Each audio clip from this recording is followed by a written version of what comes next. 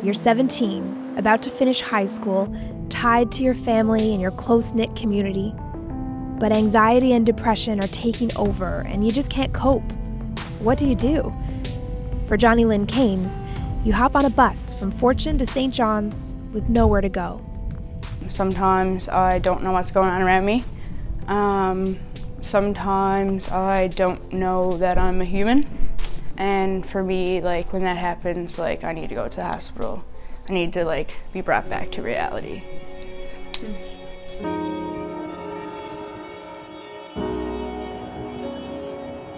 Keynes was desperate, hoping the city's supports could save her. She came to St. John's for Choices for Youth, but it's been a long, rough 4 years. Now she says the organization saved her life, with daily sessions, a job here at Your Turn secondhand clothing shop, and her first stable home. It just meant leaving her family 4 hours away, a heart-wrenching decision she made with her mom. It was very serious. I had to go back home. Mental health wasn't looked at the same as it is now. I decided on January 18th that I was going to leave, and the 19th I hopped on a bus and came in here to the homeless shelter. The shelter was a little bit crazy. It was hard for me to get used to a shelter because I was so connected to my family and I was living at home, and people at the shelter, like, they weren't connected to family, they didn't have any supports, they didn't have anything. All of a sudden she met people like her, sharing rooms with kids with serious mental health issues, struggling with addictions, shooting up in the bed next to her.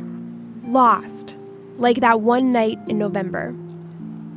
It was probably one of the scariest moments of my life because I've never actually had been in a place where I didn't know where I was going to go. The shelters were full. My friends at the time couldn't help me out, and it was really scary. There have been a lot of really scary moments for Keynes, including a year spent using drugs to dull her pain. She was 18. That was probably one of the roughest times with mental health. It was just a cover-up, really. I needed something to get me through the day. I was addicted to Percocets, opiates.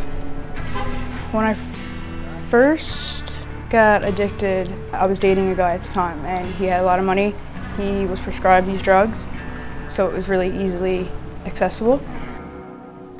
Keynes is on a long road managing her mental illness, and she's already overcome so much: homelessness, addiction, being away from her family.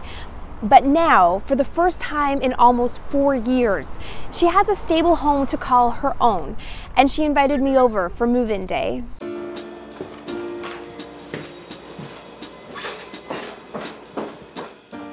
Definitely anxiety today because I'm going to be here by myself, and it's going to be the first time out, so I don't have my roommates here to put me to bed. So yeah, it's going to be different. How do you feel now? I'm excited, but it's definitely going to be something to work for and work on. You think you can? Oh yeah, I can do it, especially with the sports that I have now, and I'll be able to do it.